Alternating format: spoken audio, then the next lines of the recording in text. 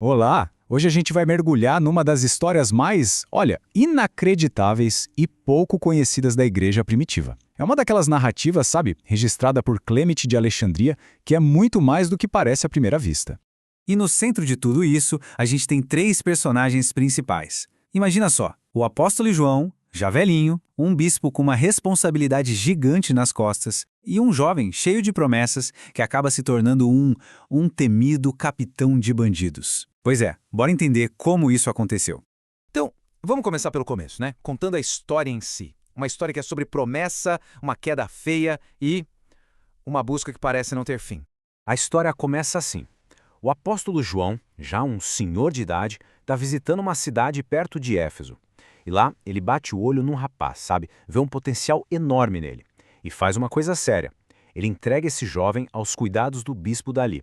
O bispo, por sua vez, faz tudo direitinho, ensina o rapaz, acolhe, batiza. Mas aí, sabe como é? O tempo passa e ele meio que relaxa a vigilância. Talvez tenha pensado que o batismo já era garantia suficiente, né? E é aí, claro, que a coisa desanda de vez. Sem aquele acompanhamento de perto, o jovem começa a andar com a turma errada. Gente ociosa, corrupta. O que começa com os jantares e festas logo vira roubo à noite. E quando ele vê, já está atolado até o pescoço na violência. A ponto de virar o quê? O chefe de um bando de ladrões nas montanhas. Um líder cruel, impiedoso. Passam-se alguns anos. João volta para aquela cidade. E a primeira coisa que ele faz? Vai direto falar com o bispo, para cobrar o depósito, a encomenda que ele tinha deixado. E ele não estava falando de dinheiro, não. Ele diz, eu quero de volta o jovem, a alma do nosso irmão. E o bispo? Bom, o bispo desaba a chorar e conta a verdade terrível. Ele morreu para Deus. A reação de João é imediata, é visceral. Ele rasga a própria roupa. E não é só de tristeza, não. É uma indignação, uma fúria santa, sabe? Aquela frase dele não é só para culpar o bispo. É o lamento profundo de um pai que acabou de descobrir que um filho se perdeu por descuido. E ele não perde um segundo. Aquele senhor, já velhinho, vira e exige: me arrumem um cavalo e um guia agora. Ele não pensa duas vezes, não tem medo do perigo. Ele simplesmente cavalga direto para o meio do território dos bandidos. Ele praticamente se entrega para ser capturado, tudo para encontrar aquela ovelha que se perdeu. E aí vem a cena do confronto. Imagina, o capitão dos bandidos, armado até os dentes, de repente dá de cara com o apóstolo. E no momento em que ele reconhece quem é, a vergonha toma conta. Toda aquela pose de líder durão, de cruel, derrete. E o que ele faz? Ele foge. Pensa nisso, um guerreiro jovem fugindo de um velhinho desarmado. Só que o João não desiste, de jeito nenhum. Ele começa a correr atrás do rapaz, esquecendo completamente da própria idade e grita com aquela voz de um pai desesperado, sabe? Mas ele não tá gritando pra acusar, não. Ele tá chamando o rapaz de meu filho. Ele não oferece julgamento. Ele oferece esperança. É uma cena realmente de tirar o fôlego.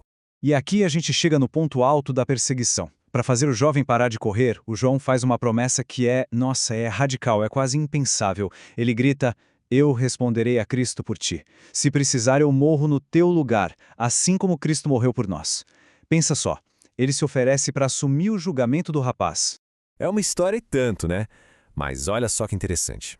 Muita gente lê essa história e pensa que ela é sobre a perseguição que o João sofreu. Tipo, como se a saída para as montanhas fosse um segundo exílio, forçado. Será que é isso mesmo? Bom, agora a gente vai dar uma olhada se essa interpretação bate com os fatos históricos. A grande questão aqui é a seguinte. Essa viagem toda para as montanhas, essa captura dele pelos bandidos, isso faz sentido com o que a gente sabe da vida do apóstolo João? Ou será que a história, na verdade, está querendo nos dizer outra coisa? Algo sobre a missão dele? Para a gente montar esse quebra-cabeça, não tem jeito, a gente precisa olhar para os fatos. Então vamos organizar a linha do tempo dos últimos anos da vida de João para ver o que a gente descobre. Olha, a história é bem clara nisso. O João só teve um exílio forçado na vida dele, lá na ilha de Patmos, por ordem do imperador Domiciano. Depois que esse imperador morreu, ele foi solto, voltou para Éfeso e virou o líder das igrejas daquela região toda. E o ponto-chave é, o episódio com o jovem bandido acontece depois disso tudo. Ou seja, numa época em que o João estava livre, leve e solto, trabalhando ativamente. Então, o contraste aqui é tudo. A história não é sobre o João sendo perseguido, sendo forçado a nada. É sobre uma missão pastoral que ele escolheu fazer. Uma escolha radical que ele fez por conta própria depois de já ter a liberdade dele de volta. E quando a gente coloca o contexto histórico certo, nossa, o significado da história muda da água para o vinho. Deixa de ser uma história sobre sofrimento e vira quase que um manifesto sobre o que é ser um líder de verdade. Vamos pensar nos detalhes. João estava agindo livremente como líder, visitava as igrejas. A ida dele para as montanhas não foi uma ordem do Império Romano.